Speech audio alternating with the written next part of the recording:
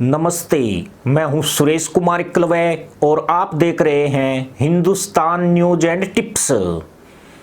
ईसाई देशों के सैन्य गठबंधन नॉर्थ अटलांटिक ट्रीटी ऑर्गेनाइजेशन यानी नेटो में तुर्की की सदस्यता पर रार बढ़ गई है। हालत यहां तक पहुंच चुकी है कि इस सबसे बड़े सैन्य गठबंधन से तुर्की का पत्ता कट सकता है।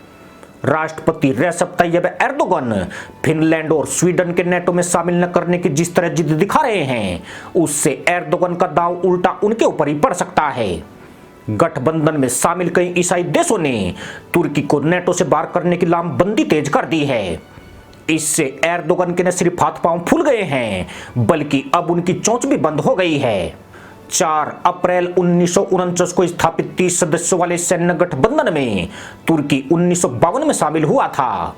उसके नेटो में जाने की वजह यही थी कि उसे आशंका थी कि सोवियत संघ उस पर हमला कर सकता है।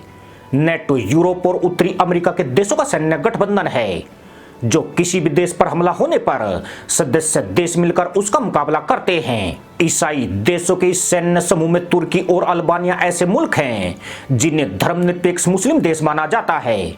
हालांकि तुर्की में एर्दोगन के राष्ट्रपति बनने के बाद अब यह देश अपनी धर्मनिरपेक्षता की छवि गंवा चुका है और यहां पर इस्लामिक चरमपंथ बहुत तेजी से विस्तार कर रहा है। तुर्की में 99% मुसलमान रहते हैं, जबकि अल्बानिया में 60% मुस्लिम आबादी रहती है। पिछले दिनों ही एर्दोगन ने नेटो छोड़ने की धमकी दी थी, लेकिन किसी भी नेटो सदस्य ने उनकी धमकी को गंभीरता से नहीं लिया। रूस और चीन से पींगे बढ़ाने वाले एर्दोगन एक तरह से इन दोनों देशों के इशारे पर नाच रहे हैं। मकसद यही है कि किसी तरह नेटो में फूट डाली जाए ताकि यह सैन्य संगठन कमजोर हो जाए। एर्दोगन इसलिए घमंड में चूर है कि अमेरिका के बाद तुर्की दूसरा देश है जो नेटो में सबसे ज्यादा संख्या में सेनाएं देता है। वह फिनलैंड और स्वीडन के मुद्दे को हथियार बनाकर चीन रूस के प्लान को धार देने की साजिश रच रहे हैं, जिसे अमेरिका भी कहीं न कहीं समझ रहा है।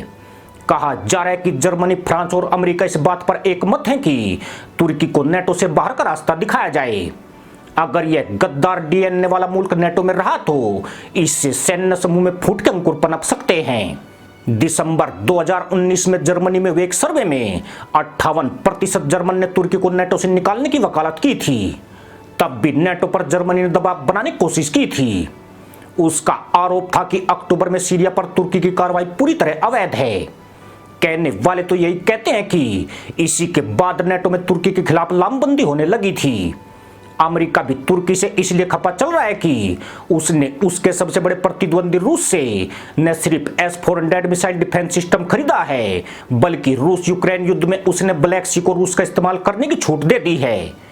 फिनलैंड और स्वीडन ने अब नेटो में शामिल होने की प्रक्रिया शुरू कर दी है, लेकिन रूस के इशारे पर तुर्की बड़ा विरोधक बन गया है, जिससे नेटो सदस्य देश भी सकते में हैं। नेटो में किसी नए देश की सदस्यता देने जैसे अहम फैसले सर्वसम्मति से होते हैं, इसलिए किसी एक सदस्य देश के सहमत न होने पर भी फैसला ठहर जाता है। एर्दोगन इस नियम का फायदा रूस के हित में उठा रहे हैं। हालांकि नेटो के घोषणा पत्र में किसी भी सदस्य को गठबंधन छोड़ने की अनुमति तो है, लेकिन ऐसी कोई व्यवस्था नहीं है कि दूसरे सदस्य किसी एक सदस्य को बाहर का रास्ता दिखा सके। किसी सदस्य को नेटो गठबंधन से निकालना बहुत जटिल और लंबी प्रक्रिया है, जिस पर सभी सदस्यों की मंजूरी हासिल करनी होती है। नेटो में इसके पहले सिर्फ एक ऐसा मौका 1967 में आया था, जब फ्रांस नेटो के कमांड स्ट्रक्चर से अलग हो गया था। हालांकि 2009 में वह फिर इसमें शामिल हो गया। नेटो का गठन ही सोवियत संघ से मुकाबला करने के लिए हुआ था। आज भी रूस को घेर कर रखना इसका मकसद है, मगर रूस का हिमायती तुर्की नेटो में रहकर रूस के हित में काम कर रहा है, जिससे गठबंधन में बढ़ती दरार साफ महसूस की जा सकती है। हाल के वर्षों में तुर्की का फ्रांस, ग्रीस और कई अरब देशों से तनाव बढ़ा है। जिन अरब देशों से उसका तनाव बढ़ा है वे सभी अमेरिका के पाले में हैं। दूसरी तरफ ग्रीस के साथ उसके टकराव में रूस ने तुर्की का समर्थन किया है। हाल में अजरबैजान आर्मेनिया की लड़ाई के दौरान तुर्की ने रूस के प्रति नरम रुख बनाए रखा था, जबकि जहां इस लड़ाई में तुर्की ने पाकिस्तान के साथ मिलकर अजरबैजान की खुलकर मदद की है, वहीं रूस आर्मेनिया के पक्ष में खड़ा था। अब तो यह भी कहा जा रहा है कि भविष्य में चीन भी तुर्की के पक्ष में खड़ा हो सकता है, और रूस तो पहले ही मुल्ला मुल्क को घुट्टी पिला रहा है। ऐसे में नेटो देशों में तुर्की के खिलाफ बढ़ती लामबंदी ऐसी स्थिति उत्पन्न कर सकती है कि तुर्की खुद ही नेटो से अलग हो जाए। फिनलैंड और स्वीडन का नेटो में शामिल होने का मतलब यही होगा कि तुर्की का गठबंधन में रहना मुश्किल हो जाएगा। यही वजह है कि नेटो तुर्की की धमकी और आपत्तियों को दरकिनार करके कहीं न कहीं रेसिप तैयब एर्दोगन की बेइज्जती कर रहे हैं।